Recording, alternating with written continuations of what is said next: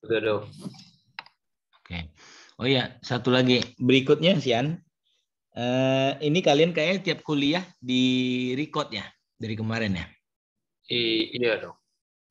Terus recordnya dikemanain? Kita taruh di Google Drive. Cloud. Bukan di cloud Zoom ya? Maksudnya dok? Kan ini tersavingnya kan di cloud Zoom-nya kan? Oh ini langsung di save dari komputernya, langsung di komputernya langsung di save dok. Oh, di komputer. Ya, Pilihannya kan ada tuh. iya Kamu dok. buat di komputer ya? Iya baru Ya, nanti soalnya ya, itu diambil ya. baru diupload Ya, di Google Drive dok. Biasa gitu disimpan ya. di situ. Soalnya kemarin kami dapat email ini peringatan udah full katanya, full savingan. Jadi kan sebenarnya kan Zoom Academic untuk 50 user, cuma di cloud-nya itu penyimpanannya bersamaan gitu. Jadi kok banyak kali kan. Nah, rencananya room ini record-nya itu nggak usah di cloud. Tapi Oh kalau kalian gitu. udah buat di komputer, udahlah berarti bener lah. Iya Mungkin dok. semester 4 sama semester 2 kali itu yang rekam total ke cloud. Iya dok. Bagus, bikinkan ada di ini, di YouTube. Jadi nggak besar kali. Bisa Iya dok. kalian lihat kapan-kapan aja kan. Iya dok. Ya, oke ya, sebelum kita mulai, saya ingin tanya sedikit nih. Karena kan udah lewat kuliahnya, sudah ada kuliah-kuliah lain, sudah ada kuliah neurologi, sudah kuliah histologi, tentunya sudah ada gambaran tentang apa itu blood brain barrier ya. Coba saya tanya Filza Amalia. Saya dokter. Oke. Filza, prinsipnya sebenarnya itu blood brain barrier itu apa, Filza? Intinya apa itu?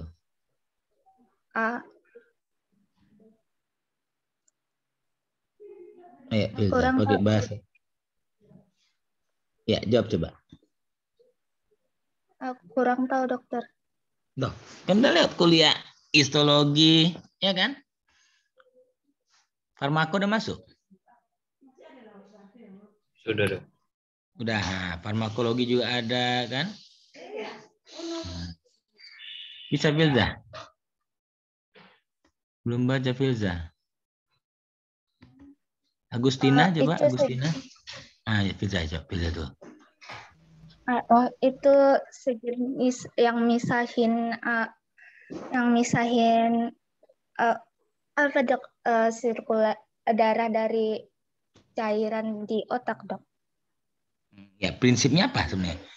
Pada dasarnya sebenarnya blood brain barrier itu apa gitu?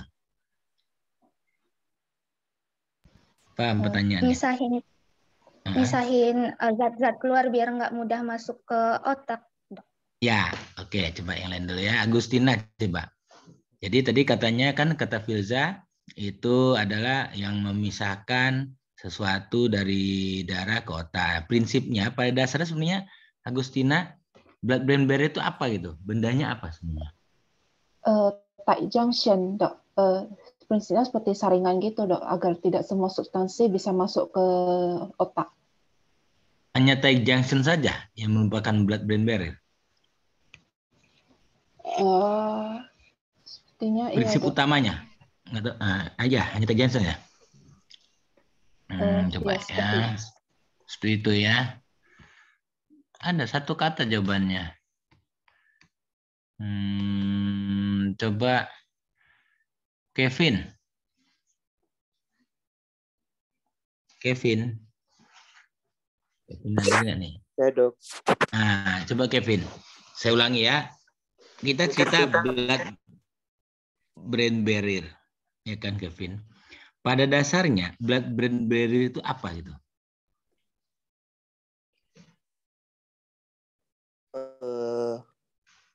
Pembatas yang membatasi antara darah dengan otak dok. Oke, ya bendanya sebenarnya apa gitu? Memang dia pembatas antara darah sama otak. Pada dasarnya bendanya itu apa gitu? Strukturnya struktur apa gitu, Kevin? Izin dokter, sel endotelial ya dok. Siap, Agustina ya. Apa jawabannya Agustina? sel endotelial ya. Iya, endotel pembuluh darah itulah dia saudara otaknya, ya kan? Jadi kita cerita-cerita saudara otak, ya kan?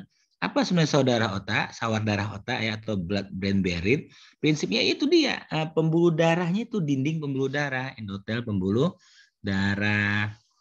Nah, oke. Jangan jauh-jauh mikirnya. Saya pernah nanya, yang udah tamat dokter lah ya, apa sebenarnya sih saudara otak? Nah, di kepalanya berpikir hanya ada pembatas. Ismi apa pembatasnya itu gitu saya bilang. Nah, nggak dapat kata bahwa sebenarnya blood-brain barrier itu adalah endotel dari pembuluh darah di otak. Nah, jadi endotelnya itulah saudara otak, ya kan? Oke, kita lanjut ya. Jangan apa ya, berarti kita cerita pembuluh darah nih gitu. Kita cerita pembuluh darah yang ada di otak. Nah, pertanyaannya sama nggak dengan pembuluh darah yang di otak dengan di tempat lain? Pasti beda. Nah, kenapa beda? Ya jelas, karena otak itu adalah organ yang penting. Nggak boleh sembarangan sesuatu molekul, sesuatu materi masuk ke otak. Nah, kita pahami bahwa banyak di aliran darah itu kan banyak mengalir, banyak terikut di dalam itu molekul-molekul, materi-materi yang begitu lewat di daerah otak, nggak boleh semuanya itu bisa melewati endotel. Kenapa? Karena sensitifnya daripada otak kita, ya kan? Oke, kita lanjut ya. Nah, ini dia. Blood-brain barrier. Blood-brain barrier atau BBB kita sebut, dan blood cerebrospinal fluid barrier. Jadi ada sawar darah otak, ada juga sawar cairan darah ke cerebrospinal fluid, CSF ya. Nah, dibentuk oleh sel-sel, nah ini udah jelas, sel-sel endotel otak. Sel-sel endotel otak. Nah, jadi endotel cells ya. Dan epitel choroid plexus. Nah, dan epitel choroid plexus. Cuma dua itu aja. Jadi sebenarnya apa itu saudara otak? Ya sel endotel. Pembuluh darah yang melewati otak dan sel epitel choroid plexus. Nah, blood-brain barrier dan blood cerebrospinal fluid barrier tidak hanya merupakan penghalang anatomis, tetapi juga merupakan jaringan dinamis yang mengekspresikan banyak transporter, reseptor, dan enzim. Nah, kalau sudah kita cerita endotel, kita cerita kembali ke waktu kita kuliah BBC. Ya kan? Endotel berarti sel pembuluh darah, sel epitel pembuluh darah. Kalau sel berarti ada membrannya, ya kan? Nah, bayangkan nih di kepala kalian. Endotel pembuluh darah berarti sel. Berarti sel itu bagian luarnya ada membrannya. Berarti ada membran dari endotel. Nah, di membrannya itu terletak banyak protein-protein transport. Ada juga reseptor. Dan pasti juga ada enzim. Nah, ingat, protein di membran sel itu fungsinya bisa sebagai transport kan? Bisa sebagai reseptor, bisa sebagai enzim. Yang kita pahami enzim misalnya enzim untuk penafasan misalnya kan. Nah, itu ada di situ. Nah, sekarang transporter misalnya apa? Ya GLUT. Nah, kita pahami bahwa dari pembuluh darah kan harus ada glukosa masuk ke otak. Kenapa? Karena reseptor Karena sel-sel saraf di otak perlu glukosa. Dalam hal apa? Untuk menghasilkan energi dalam proses, ya semua proses di otak lah ya. Di saraf ya, stimulus saraf, hantaran saraf. Nah, jadi pasti glukosa itu dari pembuluh darah. Bayangkan nih, dari pembuluh darah kan ada glukosa di dalam darah tuh. Akan berpindah masuk ke dalam otak. Pindahnya bagaimana? Ya pasti melalui cara yang apakah aktif, pasif, ya kan? Nah, yang sudah pastinya kalau glukosa pasti melalui glukos transporter. Jadi bayangkan nih di endotel itu ada satu protein menempel di dinding epitel pembuluh darah dan itu protein namanya GLUT. Untuk apa GLUT? Untuk berpindahnya glukosa dari dalam plasma darah ke dalam otak. Nah, itu salah satu contoh. Oke, blood Brain barrier dibentuk oleh endotel vaskular khusus. Nah, khusus. Jadi kalau yang di otak, walaupun itu lewatnya itu pembuluh darah, tidak sama dengan dinding endotel pembuluh darah di organ lain, ya. Jadi di otot misalnya lewat pembuluh darah, punya endotel pembuluh darah ada, tapi berbeda dengan endotel pembuluh darah yang melewati jaringan otak. Nah, di mana blood-brain barrier ini ya, yang punya endotelus tadi akan interaksi langsung dengan astrosit, neuron saraf, dan perisit. Nah, ini kan bagian otak kan, astrosit, neuron, dan perisit itu kan di bagian otaknya ya, di dalam brain-nya. Nah, bagian brain-nya. Nah, nih kalau kita lihat strukturnya. Jadi, mana nih saudara otak? Coba. Blood-brain barrier, kalau dari gambar ini yang mana? Amelia. Yang merah ya, Dok? Iya, yang merah. Itu dinding pembuluh darahnya kan? Jadi jangan berpikir, oh blood-brain barrier berarti ada lapisan di otak. Yang mana? Bukan pembungkus laput otaknya, bukan. Ada beberapa mahasiswa salah tanggap bahwa blood-brain barrier itu lapisan yang membungkus otak. Bukan lapisan bungkus otak, itu lain cerita kan. Nah, tetapi bagian daripada endotel pembuluh darah. Nah, pembungkus pembuluh darah itulah dia, saudara otak. Oke. Nah, kalau dari kalimatnya the blood-brain barrier terdiri dari endotel yang dimodifikasi. Nah, jadi dimodif di bagian otak itu endotelnya dimodif yang mengekspresikan tight junction. Nah, ini dah. Jadi tadi siapa tadi Agustina atau siapa saya lupa menyatakan tight junction, betul. Jadi yang ciri khas daripada endotel pembuluh darah yang ada di otak dia memiliki tight junction. Nah, nanti kita lihat skemanya atau gambar daripada tight junction ya. Dan ada adherence junction. Ini satu dia, tight junction sama adherence junction itu bersisian dia ya. Nah, apa itu tight junction sama adherence junction nanti kita lihat. Jadi ini kita lihat nih gambar ini endotel pembuluh darah yang merah nih kan. Nah, ini ada astrosit, ada perisit. Nah, jadi langsung berhubungan dengan ini astrosit, perisit, serta neuron ya. Nah, itu daripada saudara otak. Oke, kita lanjut. Blood-brain barrier. Nah, pada blood-brain barrier terkandung banyak zat termasuk konstituen darah. Nah, konstituen darah ya semua yang ada di dalam darah ya. Semua nutrisi, oksigen, CO2 ya kan, ada dalam darah kan. Leukosit, eritrosit, semua yang ada dalam darah itu pasti melewati daripada aliran darah di otak ya. Obat-obatan, enzim dan lain-lain. Konsentrasinya di CSF lebih rendah daripada di plasma. Nah, apa bedanya dengan yang di CSF dengan di pembuluh darah? Hanya di konsentrasinya saja ya. Di CSF itu sangat rendah dibandingkan dengan yang di plasma. Blood-brain barrier mengontrol pergerakan molekul dari setiap kompartemen ke kompartemen lainnya. Jadi, blood-brain barrier itu mengontrol molekul dari pembuluh darah ke otak, dari otak ke pembuluh darah. Ya kan? Nah, itu yang dia kontrol. Nah, sehingga akan terjadi kondisi yang hemostasis ya. Nah, dia jaga tuh jangan ada molekul yang dari pembuluh darah itu masuk ke otak. Nah, virus, bakteri itu kan semuanya pasti akan dihalangi oleh blood-brain barrier. Kalau enggak kita gampang kali. Kita kena apa misalnya? Flu ya kan? Nah, kalau blood-brain barrier itu tidak sangat selektif, maka virus itu gampang masuk, infeksi otaknya kan gitu. Nah, jadi jarang sekali ya, walaupun pada satu kondisi bisa saja terjadi seperti meningitis ya. Nah, itu sudah lain ceritanya mekanismenya. Nanti di kuliah neurologi kalian akan dapatkan gimana mekanisme atau patomekanisme terjadinya meningitis ya. Nah, kok bisa dia lewati saudara otak? Nah, itu ada mekanismenya.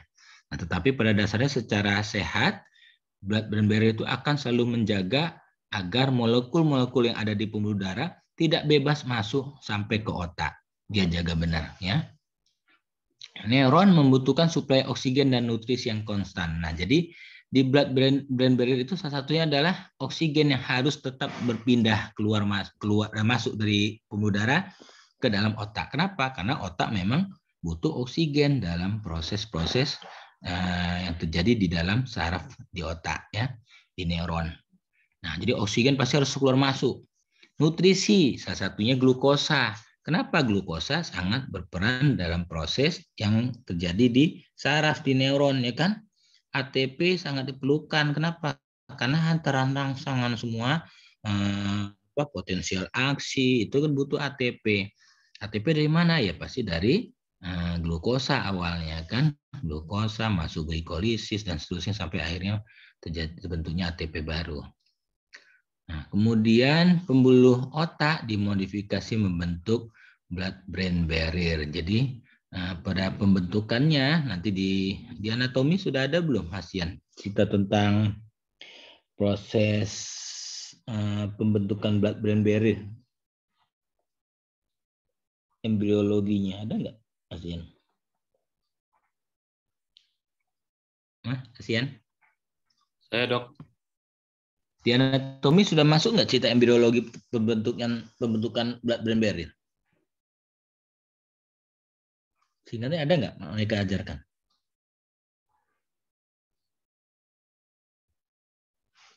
Hasian? Atau di histologi ada nggak? Hasian kemana, Hasian? Hasian? Saya, Dok. Nah, di anatomi atau histologi ada nggak cerita tentang pembentukan awal blood-brain barrier? Seingat saya nggak ada. Nah, kalian tanyalah nanti pada kuliahnya. Kenapa? Bagaimana proses pembentukan blood-brain barrier? Sebenarnya endotel juga kan? Endotel ada diajarkan embriologi otak. Nah, blood-brain barrier diajarkan nggak? Bukan otaknya aja? Enggak ya? Coba baca lagi nanti ya. Nah, kenapa pada pembuluh darah yang di organ lain, misalnya di otot, kok nggak terbentuk tight junction di situ kan? Kenapa yang di otak terbentuk tight junction? Nah, itu embriologi gimana? Nah, terus harus diketahui lah sedikit. Kenapa harus dimodif? Tentunya untuk tadi ya, mencegah berbagai molekul yang ada di dalam pembuluh darah bisa bebas masuk ke otak. Itu jelas tujuan modifikasinya. Nah, tetapi bagaimana caranya tubuh kita waktu masih di janin, pembuluh darah di otak itu akan memodifikasinya menjadi saudara otak yang kompleks tadi. Itu gimana caranya? Coba nanti dipelajari.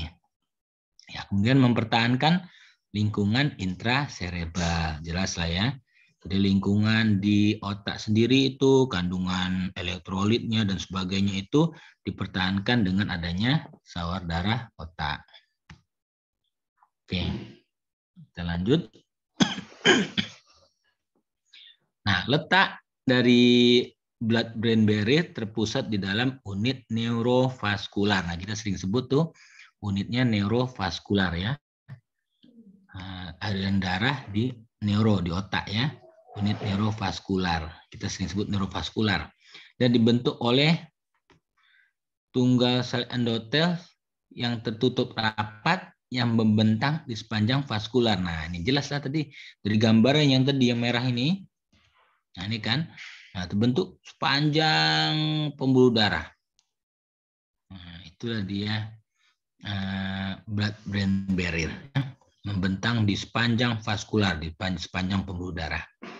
Nah, blood-brain barrier mengekspresikan, nah, apa ekspresinya? Ekspresi itu bisa dibilang hasil produk daripada blood-brain barrier itu apa? Nah, dia permeabilitas paraseluler dan transseluler yang rendah. Nah, kenapa rendah ya? Supaya tidak mudah keluar masuk semua molekul atau senyawa secara bebas dari sel-sel endotel ke sel endotel atau dari otak ke pembuluh darah lah gitu ya. Nah, baik langsung ataupun melalui sel endotelnya. Nah, jadi permeabilitasnya itu rendah. Harus, nggak boleh sangat tinggi. Kalau tinggi ya semua gampang berpindah-pindah kan di otak. Di tingkat kapiler otak dan sepanjang sumbu arteriovenosa. Sepanjang sumbu pembuluh darah arteri dan vena tadi ya. Nah, blood-brain barrier terletak di kapiler otak, udah jelas ya, strukturnya endotel.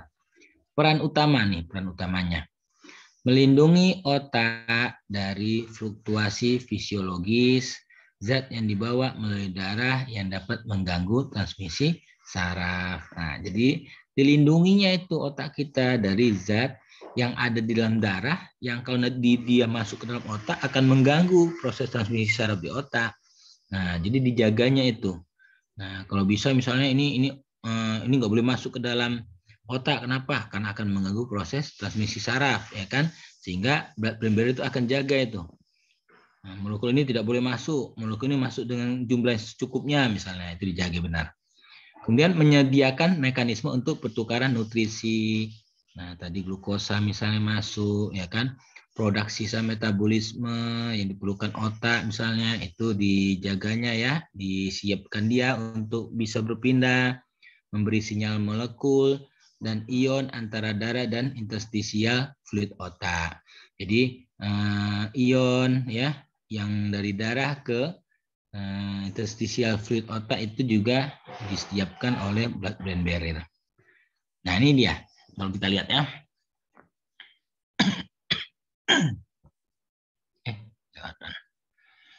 Oke, enggak. Coba perhatikan nih. Ini skull, inilah dia tulang tengkorak yang paling atas. Tulang tengkorak ya. Di bawahnya ada arachnoid granulasi. Udah, di bawah lapisan ini dura mater ya. Nah, ini tulang tengkorak, di bawah dura mater. Nah, banyak berpikir dulu, ada nih di antara kalian, apa itu blood-brain barrier? Dura mater ini yang dipikirnya adalah sawar darah otak. Nah, dura mater ini sawar darah otak. Ada yang menyatakan seperti itu. Saya bukan ya. Jadi bukan ini. Sawar darah otak bukan dura mater. Dura mater itu lapisan pembungkus otak secara keseluruhan.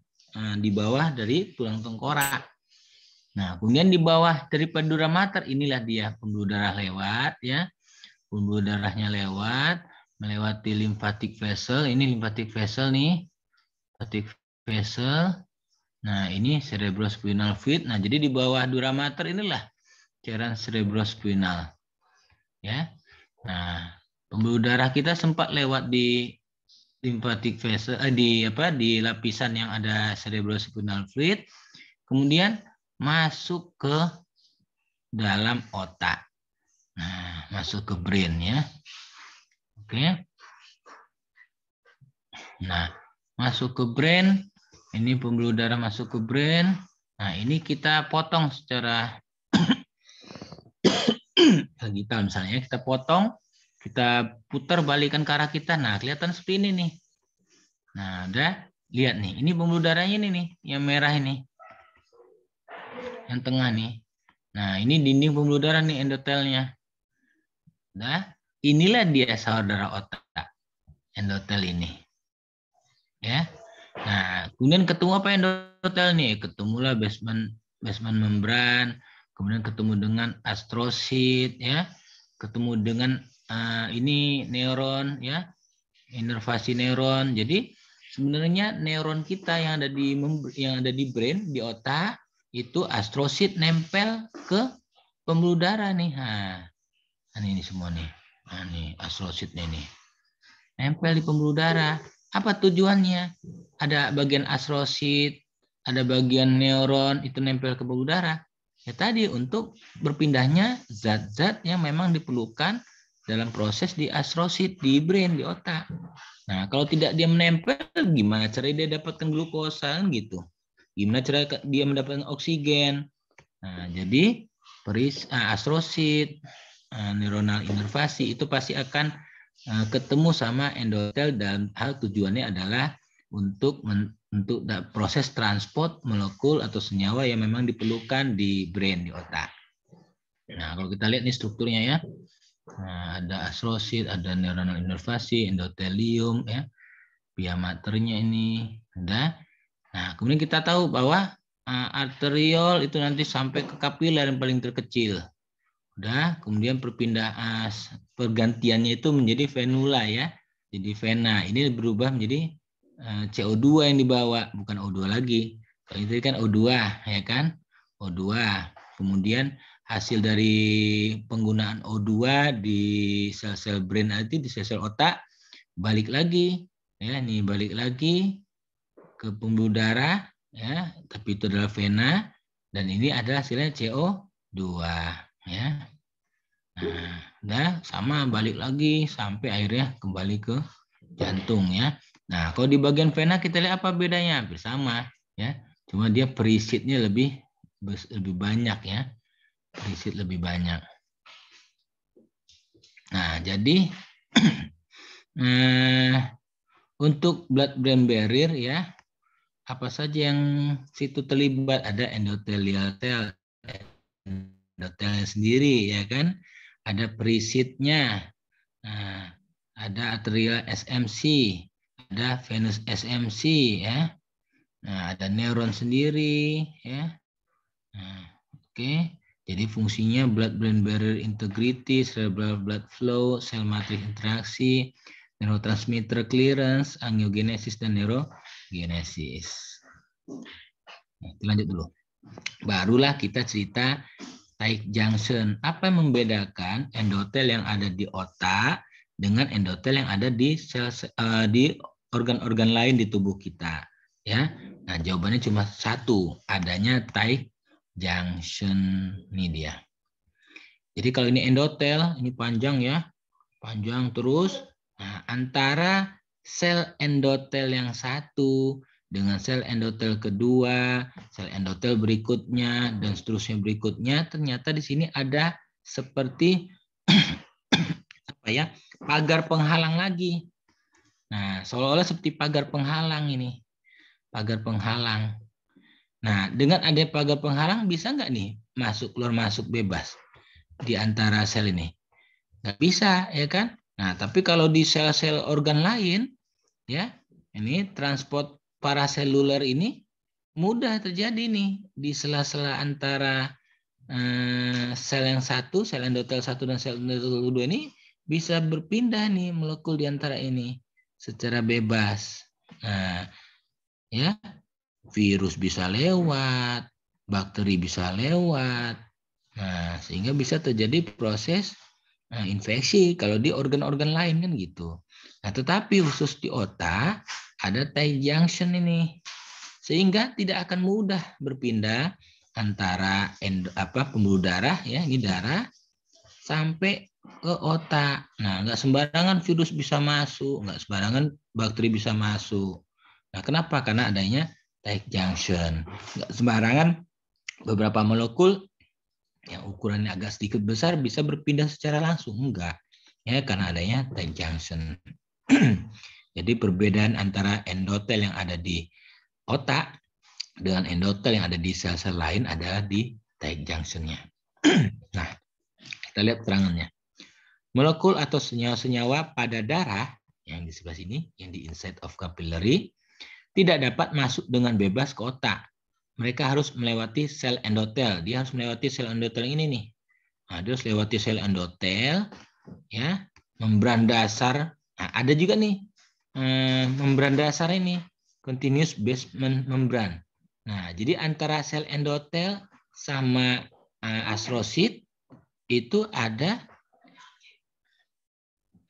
membran basement yang dia itu secara continuous terus panjang pembuluh darah itu.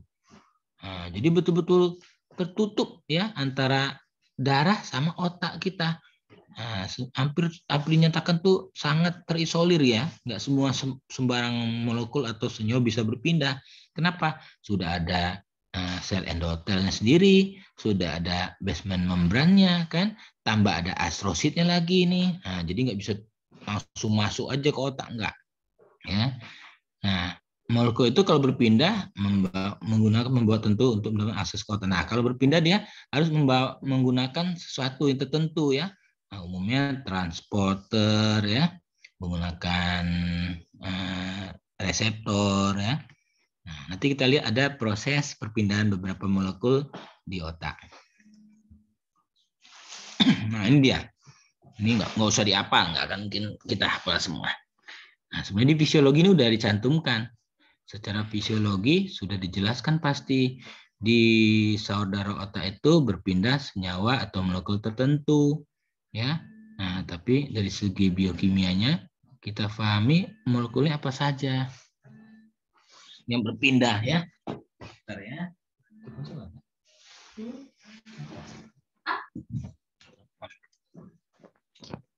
Oke, kita lanjut.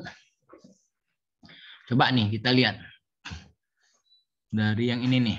Ini kecil memang ya. Pembagian nih dari yang ini. O2 nih. Nah, O2 berpindah dari ini kan pembuluh darah nih ya. Yang di tengah ini. O2 berpindah nih gampang dari endotel.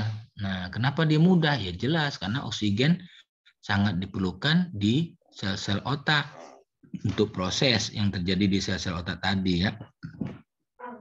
Hasil dari proses-proses biokimia di otak itu CO2 akan kembali masuk ke endotel, ke venulanya, ya kan? Nah, jadi mudah oksigen dan CO2 berpindah.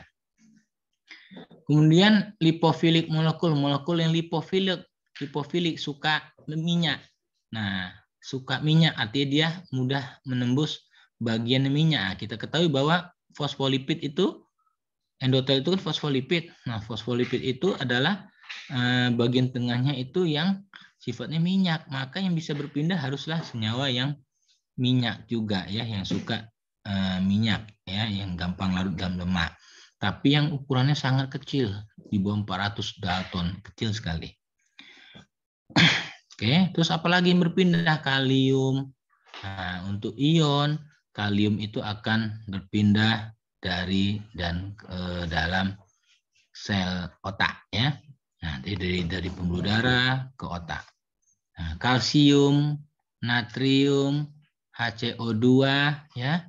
Nah, ini adalah ion-ion yang sangat diperlukan di otak dalam proses ya, itulah potensial aksi, butuh natrium, butuh kalium kan. Nah, jadi hantaran saraf juga itu butuh natrium kalium, makanya ini mudah berpindah ke dalam otak ya dari plasma darah. Terus ada yang menggunakan ini pakai transport ion. Ada yang menggunakan aktif efflux. Nah, pakai transport aktif. Nah, ini nih beberapa nih. Ini nukleosida contohnya.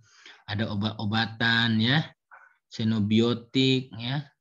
Nah, ini berpindahnya dengan aktif efflux ya. Dengan menggunakan ABC transporter. Nanti kita lihat itu apa ABC transporter. Nah, kemudian protein-protein juga nih seperti insulin bisa berpindah ya. Nah, transferin bisa berpindah ke otak. Nah, kemudian nih dari segi yang lainnya ya, kolin, multivitamin bisa berpindah ke otak, organik kation, organik anion dan kation ini ya. Nah, pesan ini banyak nih. Banyak. Jadi ingat nih, banyak protein transport yang ada di endotel otak ya, atau di saudara otak. Jadi di saudara otak itu punya protein membran, ya, ini protein membran yang fungsinya salah satunya adalah sebagai transporter. Ini glukosa. GLUT1, ingat GLUT1 itu tidak tergantung dari insulinnya. Jadi GLUT1 ini mentransfer glukosa dari pembuluh darah masuk ke otak. Kenapa glukosa masuk ke otak? Udah kita tahu lah, pasti karena itu perlu untuk proses glikolisis di sel-sel saraf otak. Nah, ini dia ya. Nah, kemudian di perisitnya nih sama, begitu dia berpindah ya, nanti pembuluh darah ini kan ada ketemu perisitnya kan. Nah, setelah basal membran nanti ada perisit. Nah, di perisit masuk juga begitu dia mau berpindah ke otak itu dia menggunakan banyak protein transport. Ini protein transportnya nih. Nah, akhirnya masuklah dia ke dalam otak ya. Nah, ini nggak usah dihafal, yang cukup kalian pahami bahwa sawar darah otak atau blood-brain barrier itu di dinding endotelnya banyak terdapat protein-protein yang fungsinya adalah mentransport berbagai molekul atau senyawa dari pembuluh darah masuk ke dalam otak. Dan ini terjadi secara selektif ya. Nah, kalau tidak ada protein transportnya bisa nggak berpindah? Coba, kalau tidak ada protein transportnya, satu molekul dia tidak ada protein transportnya, bisa nggak berpindah, Margaret?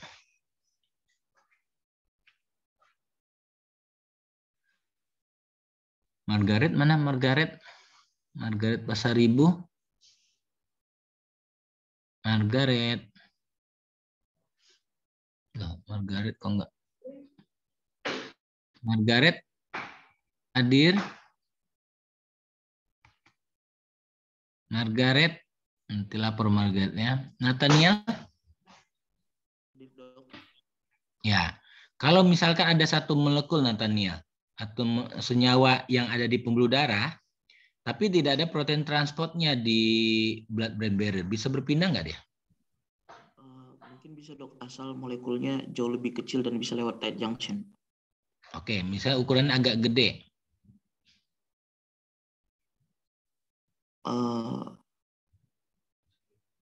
Nggak bisa dok. Nggak bisa ya. Tadi kalau melewati tight junction, syaratnya harus kecil di bawah 400 Dalton ya. Nathaniel ya. Oke. Ya, Dan itu harus lipofilik ya. Nah, nggak bisa dia yang hidrofilik. Hidrofilik dia ketemu dari fosfolipidnya kan ditolak kan, dia nggak bisa berpindah. Oke, jadi syaratnya sebuah molekul atau senyawa bisa berpindah dari aliran darah masuk ke otak adalah dia harus mempunyai protein transportnya. Nah, kalau tidak ada protein transport ya, memakai mekanisme endositosis, exositosis itu sangat susah ya. Nah, karena kalaupun bisa mungkin terbatas, nanti akhirnya berhenti di membran basal, nggak bisa lagi tembus sampai ke otak. Ya. Oke, jadi sudah tahu, paham bahwa apa itu blood-brain barrier ya, kemudian apa yang ada di blood-brain barrier ya. Nah, itu sudah kalian ketahui. Jangan lagi nanti ada yang bilang dura mater itu adalah blood-brain barrier ya. Jadi blood-brain barrier sebenarnya adalah endotel pembuluh darah itu sendiri ya, yang melewati brain ya, melalui otak. Nah, kita tahu bahwa ada molekul, ada senyawa di pembuluh darah, itu akan keluar masuk ke dalam otak, khusus yang memang diperlukan di otak. Oke, kita lanjut dulu. Fungsi dan sifat blood-brain barrier. Nah, sifatnya ya, sifat umum. Oke.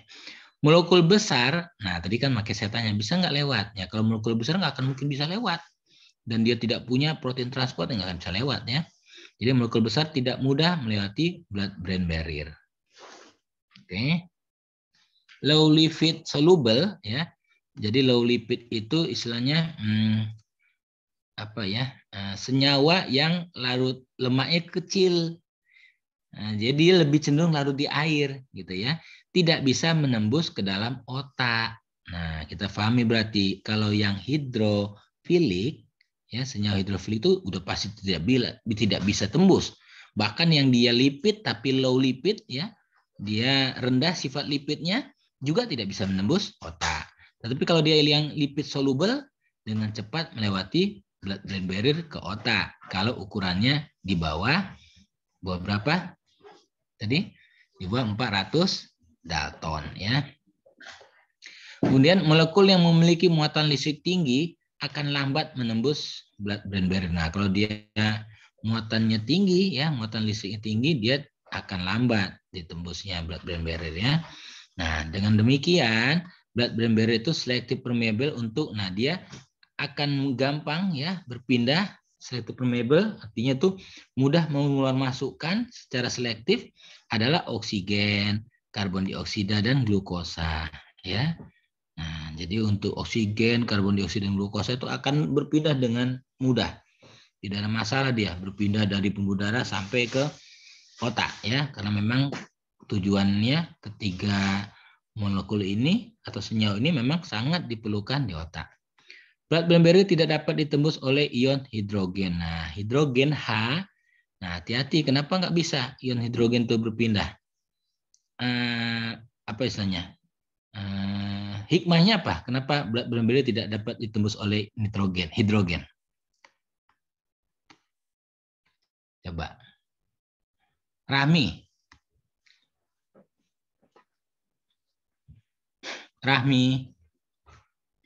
Mana Rahmi? Ya, coba Rahmi. Ini dinyatakan blood-brain barrier tidak dapat ditembus oleh ion hidrogen. Menurut kamu hikmahnya apa? Ion hidrogen itu tidak mudah keluar masuk.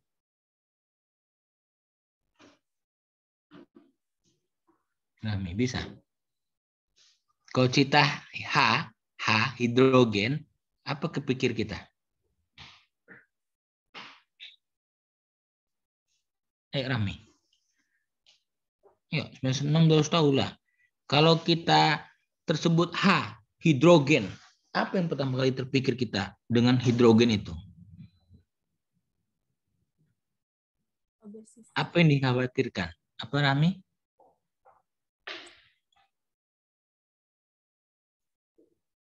Rami. Kenapa ion hidrogen nggak boleh keluar masuk ke otak? Kalau dia masuk ke otak, apa akibatnya? Bisa menyebabkan asidosis. Iya, dalam hal keseimbangan asam basa lah hidrogen ya.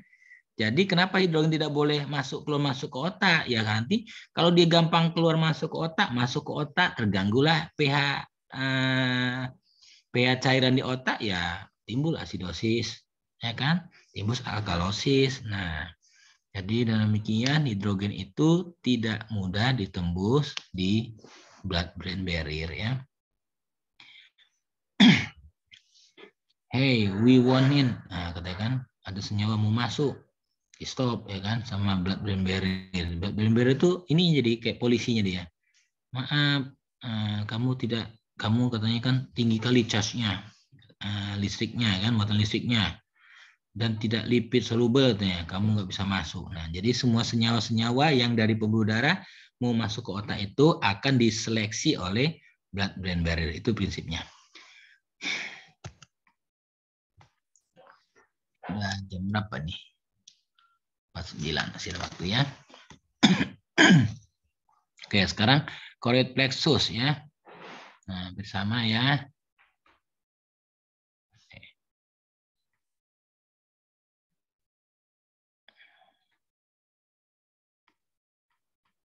Tunggu sebentar deh. Sini aja deh. Nah, gitu deh. Ya. Sama ya, ini juga prinsipnya dari kapiler pembuluh darah ya. Nah, ini blood cerebrospinal fluid barrier. Nah, pembuluh darah ini cairan extra cerebrospinal fluid ya. Nah, dia sama menjaga keseimbangan natrium, kalium ya. Nah, prinsipnya sama seperti blood-brain barrier ya. Dia sangat selektif terhadap molekul atau senyawa tertentu. Nah, karakteristik selnya sekarang. Kita cerita karakteristik sel. Sebenarnya ini memang di histologi ya. Kalau cerita tentang selnya. Nah, untuk mencapai permeabilitas yang lebih restriktif, nah, lebih dijaganya untuk tidak mudah masuk ya, restriksi ya. Endotel itu memiliki karakteristik. Apa karakteristiknya? Jumlah vesikula endositiknya sedikit. Nah, jadi vesikelnya itu sedikit sehingga tidak gampang dia melakukan proses seperti eksositosis, endositosis ya. Karena memang jumlah vesikula di endositiknya sedikit. Nah, sehingga enggak mudah berpindahnya secara transseluler. Tidak ada fenestrasi, hambatan listrik yang tinggi karena adanya tight junction yang membatasi jumlah flux paraseluler ya. Volume mitokondria yang lebih tinggi mencerminkan metabolisme sel yang tinggi dan mempunyai sistem transportasi khusus. Itu daripada karakteristik sel endotel yang ada di blood-brain barrier. Nah, pengikatan endotel sel ya, sel endotel. Komponen utama yang bertanggung jawab atas integritas struktural blood-brain barrier adanya tight junction. Nah, itu tadi saya ingatkan ya. Makanya perbedaan utama antara endotel di otak dengan di endotel di organ lain adalah di tight junction-nya. Dan adherent junction. Jadi TJ dan AJ ini yang tadi seperti gerbang atau pagar khusus lagi yang berada di antara sel-sel endotel ya, sel endotel 1, sel endotel 2 ada penutupnya lagi, itu tight junction dan adherent junction. Tight junction menutup endotel sel membentuk suatu struktur tubular kontinu. Nah, jadi sebenarnya tubular ya. Nah, di antara sel satu dan sel lainnya, tight junction itu bisa menjadi penghubung. Nah, tapi dia membatasi antara darah dengan bagian otak. Ya, tetapi di antara sel satu dengan sel kedua itu jadi penghubung ya, struktur tubular. Adherent junction memainkan peran utama dalam inisiasi dan pemeliharaan kontak endotel sel. Nah, keduanya, tight junction dan adherent junction ini saling berdekatan. Ini saya nyatakan tadi ya. Dia berdampingan dia, membentuk kompleks junction di antara keduanya. Sebenarnya kalau kita bilang tight junction di situ ada isinya TJ dan AJ ya. Kompleks junction terdiri dari semua protein transmembran dan protein sitoplasma lain. Nah, ini dia. Tight junction itu struktur protein utamanya yang membentuk tight junction adalah protein dengan domain ekstraseluler yang memediasi interaksi fisik dan protein intraseluler yang melekatkan protein untuk membentuk sitoskeleton. Nah, dia claudin, occludin, inilah dia protein daripada tight junction. Nah, ini sel endotel yang satu nih. Ini sel endotel kedua. Di antaranya ada pagar, saya bilang tadi seolah-olah pagar ya. Nah, pagar itu kandungannya protein, namanya claudin, occludin, ya, dan gem, ya. Nah, ini dia. Gem itu, saya lupa singkatannya. Nah, kalau kita lihat nih, ini sel endotel yang satu nih ya. Ini sel endotel yang kedua. Nah, di antara keduanya ada tight junction. Ini claudin, ya.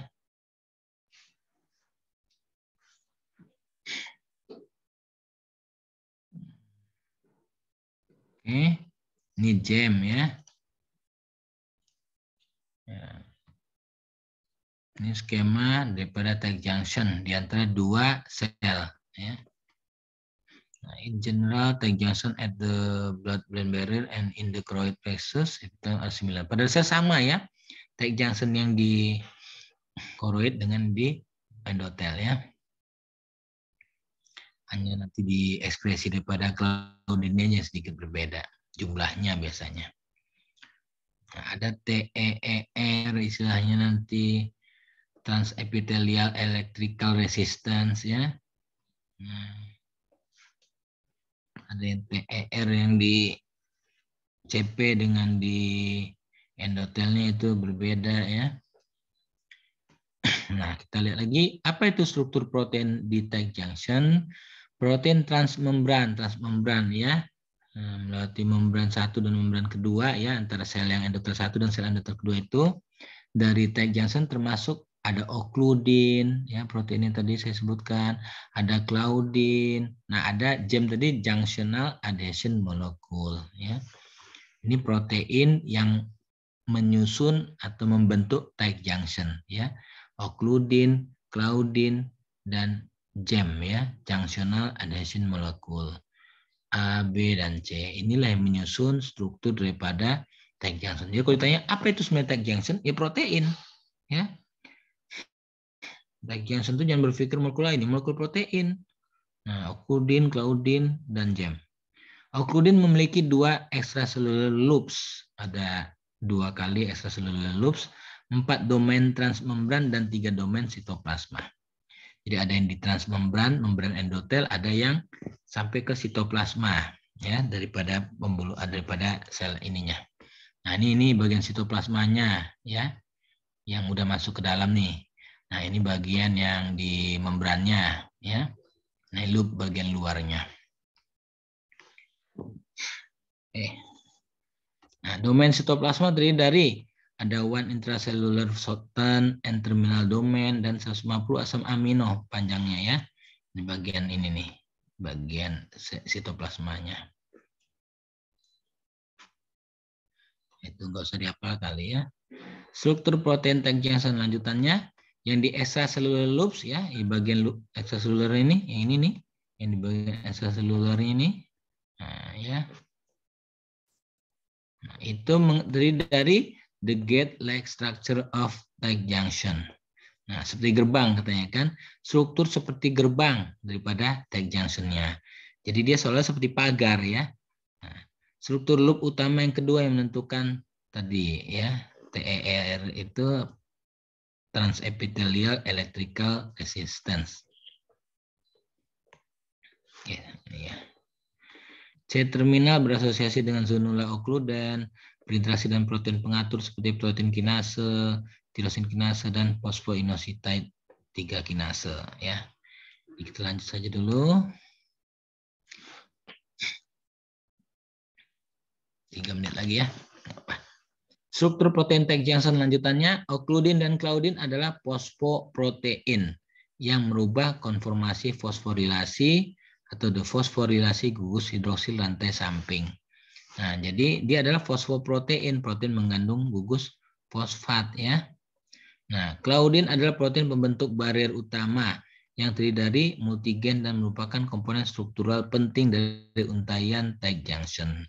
Jadi yang tadi pagar ini ya, yang paling penting adalah claudinnya ya.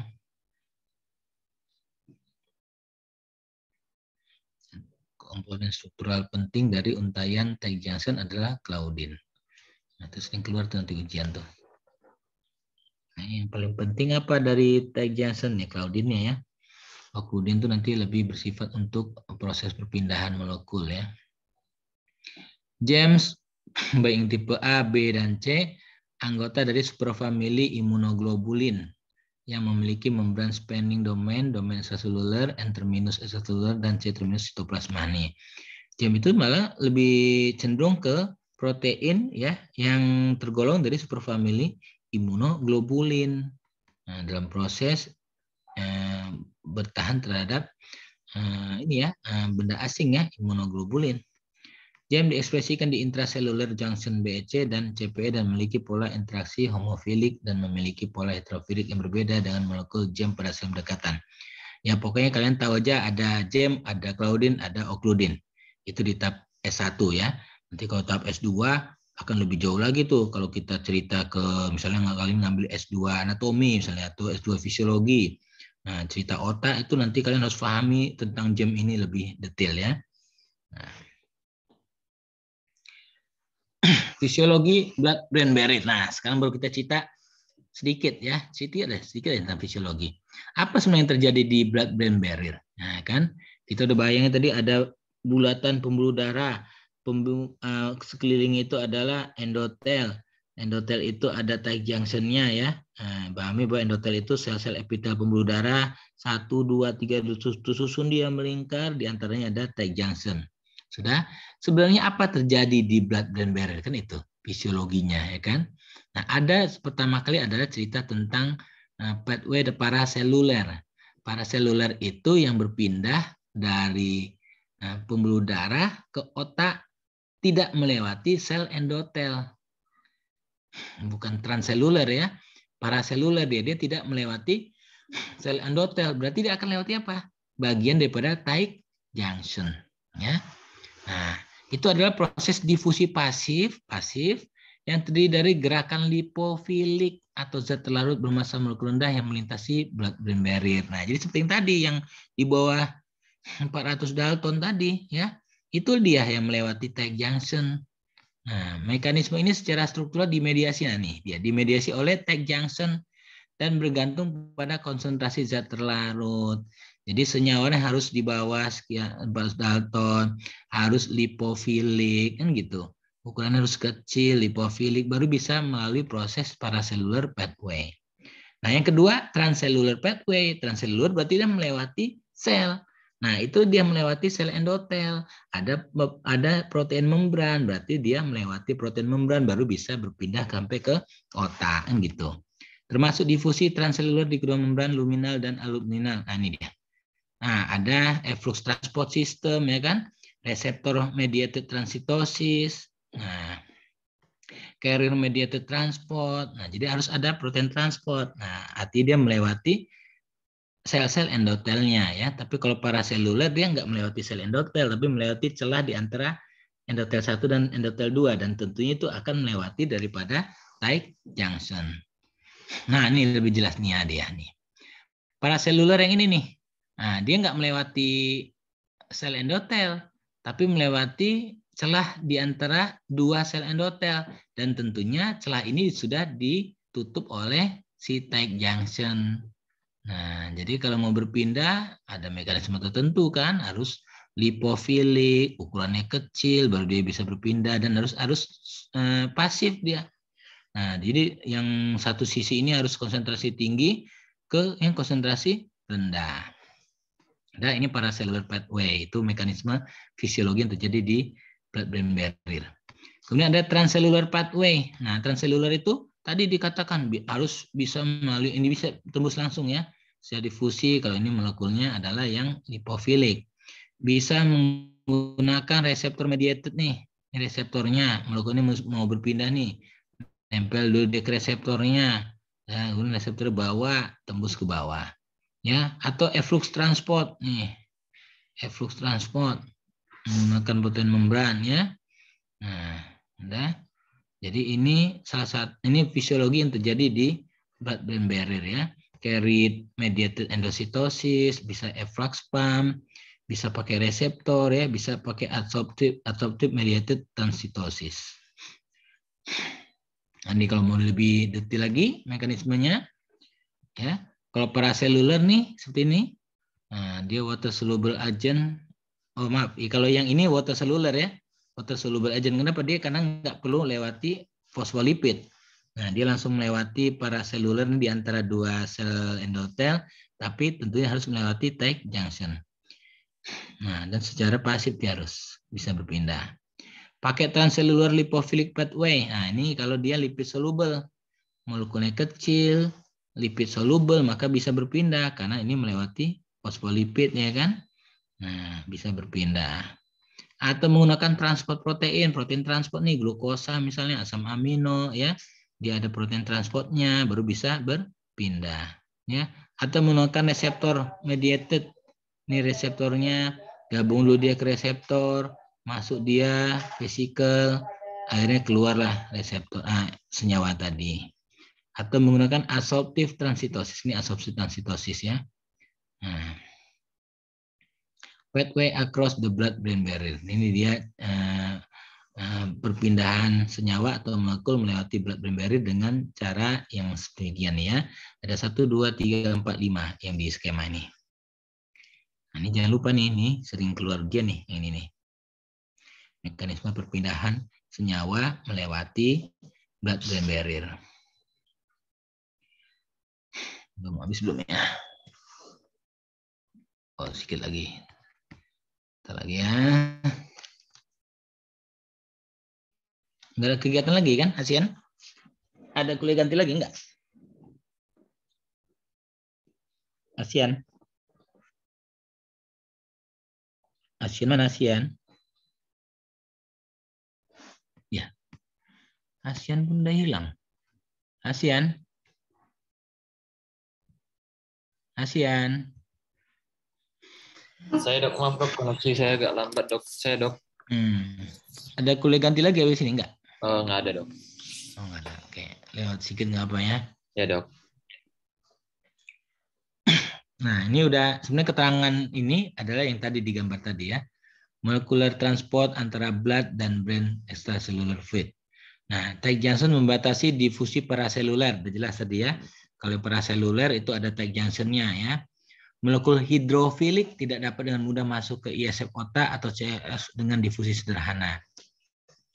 Molekul nonpolar yang larut dalam lemak dapat dengan mudah berdifusi melalui lipid bilayer, mempengaruhi posisi membran sel. Ini yang keterangan yang gambar kedua. Nah, nih ya. Ini yang lipid soluble agent. Jadi setelah ini barangkali keterangan ini hanya dari gambar tadi ya, menerangkan gambar tadi. Nah nih, blood-brain barrier dan blood cerebrospinal fluid barrier mengekspresikan berbagai protein dalam membrannya. Di membran itu ada protein.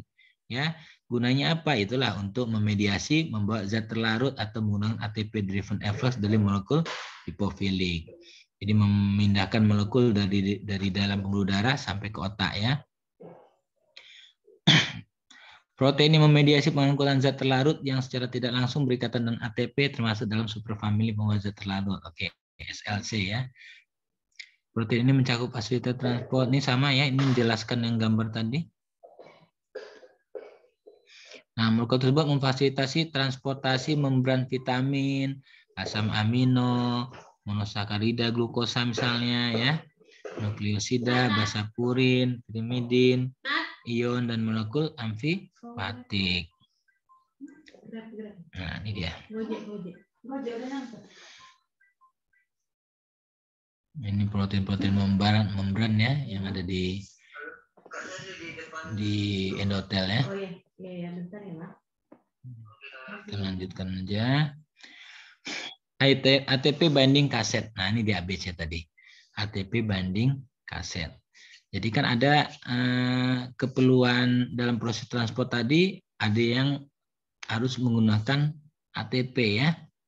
Nah, superfamili kedua terdiri dari protein ATP binding kaset yang secara langsung menggandeng molekul transport dari lapisan lipid layer terhadap gradien konsentrasi ke hidrolisis ATP. Kelompok transporter ABC dibagi menjadi subfamili. Ya, ini keterangan apa aja lah protein membran ya yang merupakan ATP binding kaset. Nah nih, jadi banyak perpindahan-perpindahan molekul itu butuh ATP ya, karena dia adalah transport yang aktif ya. Nah, kenapa aktif? Karena molekulnya konsentrasi barangkali lebih rendah di satu sisi dan dia harus berpindah ke sisi lain yang konsentrasi lebih tinggi. Nah, ingat kembali transport aktif, transport pasif ya. Kalau yang pasif itu kan mengikuti gradien elektrokimia. Sedangkan yang pasif, yang aktif melawan gradien elektrokimia ya. Nah, jadi banyak yang membutuhkan transport aktif di blood-brain barrier itu. Nah, transport aktifnya itu pasti menggunakan protein transport yang tergolong dalam ATP binding ABC tadi ya, kaset ya. Jadi protein-protein transport yang dia itu melakukan transport aktif itu digolongkan ke dalam ABC, ATP binding kaset. Nah,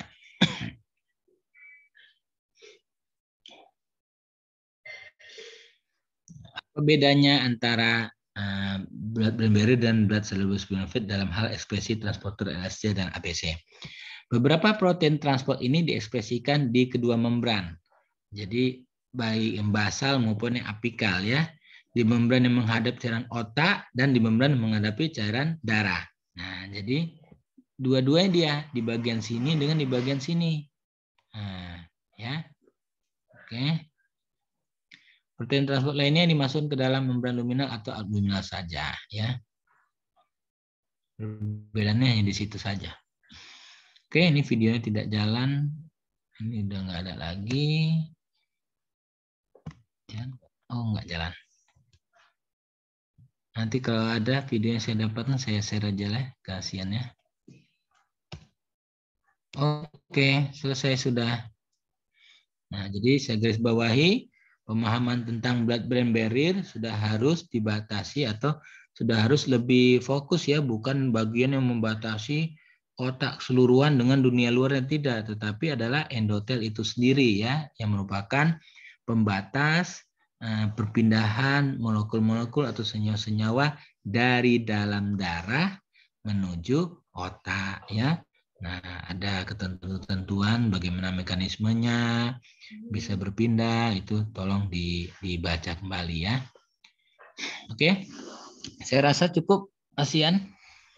Izin bertanya dok. Nah, silakan. Kalau bisa beberapa tahun yang lalu dok sempat ada heboh ini ya dok, tren inhalasi helium buat voice changing gitu dok. Kira-kira dan beberapa kasus juga ditemukan ada tiba-tiba loss of consciousness gitu dok, hilang kesadaran. Nah, pertanyaannya dok, apakah si helium ini bisa berikatan sama darah terus masuk ke blood-brain barrier terus masuk ke otak sehingga bisa bikin hilang kesadaran, Dok? Helium memang ceritanya itu. Iya, Nathaniel ya. helium yang biasanya yang hirup dari balon itu, Dok. Banyak yang Terus, hilang kesadaran. untuk terapi itu untuk apa? Buat main-mainan gitu sih, Dok. Kadang-kadang ganti-ganti suara gitu, Dok. Oh, yang itu. Nah, jadi hilang kesadarannya, apakah itu ada mekanisme helium itu bisa berpindah transport dari pembuluh darah ke otak gitu maksud kamu? Iya, Dok. Atau justru kaitannya sama pernafasan, Dok? Nah, kalau saya rasa enggak di otaknya itu. Kalau dia di otaknya pasti setelah itu dia reversible kan? Setelah hilang efeknya normal kembali anak orangnya kan? Iya, Dok. Nah, kemungkinan bukan ke otak. Jadi barangkali dia itu ke sistem pernafasannya. Nah, kalau di otak biasanya kan begitu, misalkan lah ya helium masuk ke otak. Pasti kan heliumnya masih ada di otak. Ya kan? Nah, kalau ada di otak heliumnya, terus gimana mekanisme selanjutnya? Tentunya bisa mengganggu proses kesadaran di otak. Nah, sedangkan ini kan anaknya sadar kembali kan? Ya kan? Nathaniel kan? Iya, Dok. Nah, kalau misalnya dia menggunakan mekanisme dari darah masuk ke otak heliumnya, kemungkinan dia tidak bisa reversibel dia. Nah, pasti dia menetap dia tuh. Bisa hilang kesadarnya lama. Ini kan nggak balik kembali kan? Nah, mungkin dia penekanannya itu di pernafasannya saja barangkali. Coba dibaca lagi. Saya coba cari juga nanti ya. Itu untuk apa? Main-main aja gitu. Ya, Nathaniel. Iya, Dok. Kadang-kadang beberapa orang gitu, Dok, suka balon helium itu ya. Iya, Dok. Yang bisa terbangkan diri gitu kan. Terus di Iya. Kemungkinan itu di mekanisme bukan di otak barangkali. Mungkin di supresi pernafasan di apa istilahnya di perifernya barangkali ya. Mungkin seperti itu. Nanti coba itu baca lagi ya. Baik, Dok. Kalau misalnya kalau penekanan di otak, kalau menurut saya dia biasanya pasti irreversible. Nah, kalau irreversible atau paling tidak lama dia baru bisa sadar dan pasti ada proses membekasnya ya, proses catatannya. Karena dia bisa lewati saudara otak kan. Oke, ada lagi? Nah, nanti coba cari tahu kenapa bisa orang kena meningitis ya, gitu. Nah, jadi begitu kalian paham, oh ternyata di otak itu punya mekanisme, ada blood-brain barrier. Tidak semua yang ada di dalam darah bisa berpindah masuk ke otak. Kenapa? Ada tight junction-nya, kemudian di endotel juga dia sangat selektif dengan adanya protein-protein membran gitu kan. Loh ini kok bisa kena meningitis ya? Kayak mana caranya itu ya? Nah, kan harus punya berpikir gitu kalian kan. Nah, coba nanti kalau ada di tutorial cerita tentang meningitis misalnya, pahaminya sampai ke tingkat sel gitu. Kenapa bisa lewat ya bakterinya itu? Nah, dari mana dia bisa lewat ya? Kan kita tanya kan? Apakah melalui proses menembus saudara otak? Atau ada cara lain, mekanisme lain sehingga dia masuk ke dalam otak? Apakah melalui misalnya tidak melalui itu dia melalui dura mater misalnya kan? Dura mater ada yang bocor misalnya masuk ke otak bakterinya misalnya. Nah, coba kembangkan ya semuanya ya. Jadi jangan terbatas, udah kuliah selesai, blood-brain barrier gini, udah selesai. Enggak. Nah, coba kaitkan dengan kelainan-kelainan yang nanti penyakit-penyakit yang akan kalian pelajari di blok BMS ini. Meningitis itu berapa ininya? Kompetensinya? Coba, meningitis berapa kompetensinya, Nathaniel? Belum dibaca berarti nih kalian ya. Baca itu SKDI. Meningitis berapa? Ayo. Coba, saya tunggu nih jawabannya. SKDI. 3B, Dok. 3B, apa arti 3B? 3B harus melakukan penataksanaan awal dan keadaan yang darurat. Oke, berarti ada seorang anak misalnya datang di orang tuanya dengan keadaan kejang-kejang misalnya kan? Gitu kan? Nah, kejang, penurunan kesadaran. Nah, begitu kalian lihat saat itu kepala kalian kan berpikir, wah ini kayaknya ada demam misalnya, dua demamnya. Wah ini meningitis nih. Nah, kebayanglah saat itu sekilas langsung prosesnya bagaimana bisa bakteri atau virus masuk ke dalam otak kan gitu kan. Nah, terus apa langsung dirujuk? Tidak, kan harus ditangani dulu, kejang ditangani, demam ditangani, udah mulai tenang barulah dirujuk ke spesialis saraf ya. Nah, 3B lumayan tuh. Di rumah sakit kalau nanti kalian jadi dokter pun sangat sering kita dapatkan pasien dengan datang demam, kejang. Hati-hati ya, apakah meningitis ataukah memang ya, saya pernah dapatkan dulu misalnya yang paling sering tuh kalau dulu ya, sekarang udah jarang. Kejang karena ini tetanus ya kan. Nah, jadi kalau ada kejang semua dielaborasi si pasiennya. Ada luka Bu, ada anaknya luka nggak di kaki, nah, cari. Nah, kalau pernah ada flu Bu, flu sebelumnya berapa hari lalu demam tinggi, nah, tanya semua. Ya, oke, saya rasa cukup sampai sini dulu. Ya, semuanya siannya. Jumlahnya 57 bertambah dari yang pagi tadi. Oke, sudah Sian? Cukup? Iya, Dok. Ya.